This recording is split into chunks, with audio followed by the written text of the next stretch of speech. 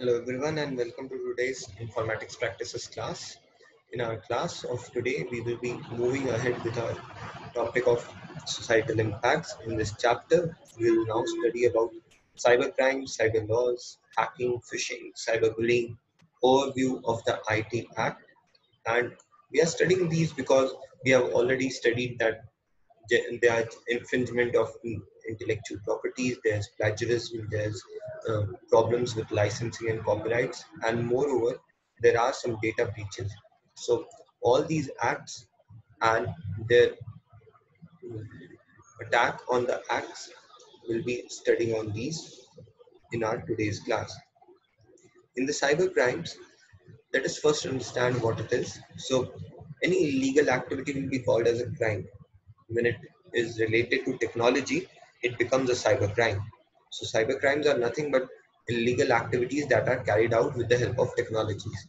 So they are carried out in order to generate profit for the cyber criminals. Profits are not generally in terms of monetary, they can also be social profits, or gaining some other information. So profits are not only in terms of monetary, they can be also in terms of social benefits. So protections against cyber crimes. So the very same strategy that we used to follow for ensuring that our digital footprint is safe, we're following the same strategy. Uh, Even a stiffer version of it will be used to protect against cyber crimes. These are that we should be using strong passwords, use passwords that have digits more than 9 letters. It should have a capital letter, a small letter, a number, a special character, and so on.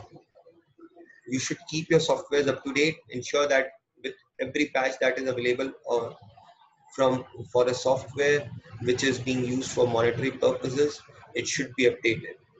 Manage your social media settings. Ensure that your post that you are doing on social media platform is only visible and relevant to the people who are actually there or who actually you know. Do not just add people or do not just follow people or let yourself be followed by people for the number. Only let people follow you or only allow people to be your friends on social media platforms if you feel that you know them personally. Use a VPN when you are on a public Wi-Fi network. So using a VPN is nowadays one of the most sought after things. The reason is that VPN allows you to even bypass the settings for search engine. It will bypass the location settings and you can set the location as per your will. So generally VPNs are used for two purposes. One, you want a video to be viewed or you want some uh, content to be viewed which is not available in your country. So suppose some videos of a reality show are only available in the US. They will be released in your country after a few days or after a few months, but you still wish to view such content. So what you will do is you will use VPN. You will set the privacy settings or set the country settings to the particular desired country, and then you can easily surf the internet over there. Your then surfing will be maintained or will be showing the IP of that particular location, thereby not letting people to track your IP. But what happens with this facility is generally available with free VPNs. But what happens with free VPN is nothing is free of cost in today's era. So they will be looking after free VPNs are generally spying on the data that you are searching after. They will be keeping track of what you like, what you don't like, and things like this. So a even better way of doing is that you should go after purchase VPN. You should go after softwares which are generally proprietary and they are not free, because those companies are being paid by you, and when things are being paid for, there are very minute chances that of them being doing some illegal surveillance. So um, I will rather suggest you to go after VPNs of companies which are being paid. Something like Cisco VPN is also very famed up. So you can use such VPNs. Make people children aware about cybercrime. So generally, the people who are not that literate or children generally, who are in contact with internet or who are online 24/7. So they are more vulnerable to things like cyber crimes. And the bigger issue is they are not aware about their rights on the social media platform. No one has the right to tell you something. No one has the right to post something against you. Okay, no one has the right to bully you on the internet. They don't have any right to say any bad words to you. So these are the rights that children should be made aware about. If there is anything like cyberbullying, it is always good. Remember, students, it is always good to talk in such situations. Talk to the people around you, talk to the people who are concerned about you, and there will be certainly some solutions to these problems. Go offline when you don't need an internet connection. There are multiple websites which will be transferring data on and off, which will be looking after your location when you are not, whenever you are online. So, such as Google Maps. Although Google Maps tracks your location for the purpose of showing you the right directions, the right or the shortest possible routes, but still Google Map is constantly tracking your location. Such it is a breach to your privacy. If you don't need it explicitly, you should not be letting, or you should not be letting Google Maps track your location. Moreover, applications such as Zoom, even if you are not using it, they are in the background constantly looking or constantly surveilling the microphone and video cam. So if it is not required, just turn off your internet connection, then on. Secure your digital footprint. Again, all the above mentioned activities are there to secure your digital footprint. Just ensure that you are not sharing data to people who are not relevant.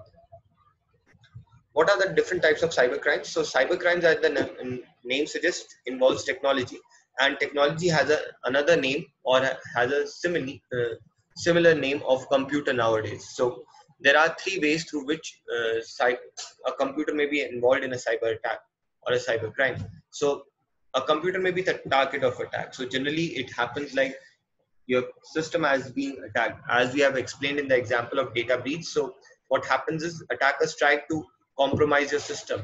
The security of a system will be reduced or compromised, and hence in such a situation you may say that the computer is a target of the attack. The second situation is where the computer is the weapon for attack. So when the system is a weapon for attack, then you are taking examples of about, say, denial of service attacks. So denial of service attacks, one hacker will be first sending multiple spam or phishing mails to accounts. If by chance people click on it and they compromise their security from there, they download some malwares, then the attacker will use those malwares to do DDoS attack, distributed denial of service attacks, on multiple websites or on a website, thereby reducing its strength to occupy people, and it may result uh, in, in it may result in taking the website down.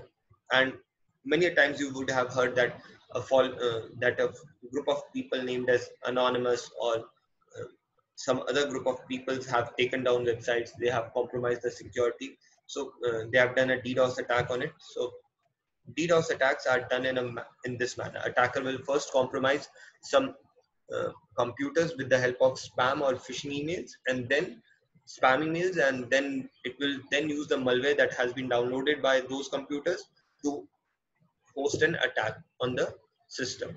A computer is an accessory of an encryption attack. So how does a computer become an accessory? So suppose generally your identity, when it comes to digital identity theft or theft to fund from a bank account, then generally it is in such a scenario we will see that a computer is an accessory to a criminal attack. Reporting a cybercrime. So it is very important, once a cybercrime occurs, it is very important to address it, because staying quiet is not going to help us. So the National Cybercrime Reporting Portal is there. The URL for the same is over here. You can go and visit the website. You can see what all facilities are there. So you can reach it. It is a Government of India initiative against the cyber crimes that are occurring within the country. You can lodge your complaint over here, and the cybercrime department will be taking it. What are the different activities that comes under under the scanner of or under the domain of cyber crimes. So DDoS attacks are there. There are botnets. There are identity thefts, cyber stalking, social engineering,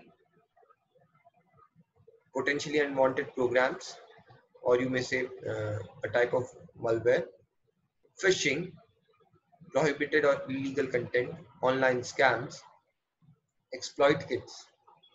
All these things come under the domain of cyber crimes. So they are not within our in our syllabus. Their explanations are not there, but I will rather request you to please go through them. If you have any problem, just let me know. We can discuss it over. The next topic of ours is hacking. So you all have studied what is hacking, right? From tender ages of when you were in class 7, 6, you have studied what is hacking. So someone who uses a computer system to gain unauthorized access to another person's data, such a person is called as a hacker. And when he's identifying the weaknesses in a computer system, this is called as hacking. So exploiting a particular computer is nothing but hacking. There are different types of hackers. The first one are crackers, which are actually which are also called as black hat hackers. So they work for malicious intents. They will be they will be cracking a website to gain to gain monetary advantages. White hat hackers, well, these are people who have some uh, those who have for defensive purposes, or those who have the legal terms or legal permissions from people to hack. So suppose I have created a website and I wish to make it go online, but before I give the link to people, I will rather wish to double check if everything on the website is correct. So for such a purpose, I will request, or I will hire a few white hat hackers or ethical hackers who will then do a surveillance of my website, who will try with different resources and will try to compromise my websites. And if any situations, or if any um, weak points are seen, they will highlight the same to me. So in such a manner, I can then uh, ensure that all the weak points are covered, there are none left, and hence we can easily use it. What are grey hat hackers? So grey hat hackers are the ones who work on both offensively and defensively at the same time. So they can work in offensive manners, they can work in defensive manners. It depends on what they have a thought process. Whenever they think something about a particular process, they can do it in that manner. Then comes the concept of script kiddies. These are generally the people who have learned something online. They do not know the exact background implementation. They will just copy and paste a script, and then they will see that, see, I have hacked this particular thing. They don't know the basics of hacking, but they have just copied and pasted something. And it is script kiddies are more of people who have done it for the purpose of showing it to others.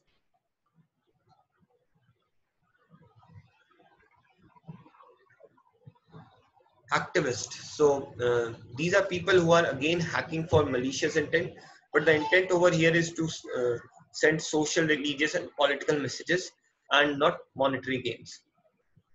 Then comes the freakers. So the freakers were the initial people. Before hackers, we had freakers. So freakers were the people who identify and exploit the weaknesses in telephones. So they are a almost an entity which is not uh, available these days. If there are less of freakers, or very less freakers will be available to you in today's era. Phishing. So what is phishing? It is a type of cyber attack that distinguishes email as a weapon. So email will be used as a weapon. How will it be used? Here the attacker will masquerade as a trusted entity. What does the term masquerade mean? It will behave that it is a trusted entity, or someone whom you can trust. So suppose uh, the hacker knows, or the cracker knows that you will be able, or you are using, or you are having an account in the ICICI bank. So it will send, he or she will send an email with a link to a fake website which looks almost like an ICICI bank website. And over there, all you need to do is you will be asked that your account will be compromised, or your account will be made inactive if you do not go on this link and do an online transaction. So all they want over here is your credentials, and also they want that you will be also they would like that you will be able, or they will be able to get access to your passwords, your account numbers, and other sensitive information. So please be very aware. Even if there is an email from a bank which may be genuine, and it says that you need to go to this link and you need to do this transaction, or you need to get your account activated from here, it is always suggested that you go through Google, you search for the bank, you see what all website is there, you go on that website, and then click on whatever possible links are there. Do not, or just avoid going through the links that are available in um, or available through emails. This is one of the best methodology through which you can actually avoid getting phished. Even if you feel that a particular email is a phishing email, just go on to an email. Over here you are seeing options, click on it, and over here you can just see that you can report that particular email as a phishing email. So there is an option to report email as spam. There's also an option to report email as phishing.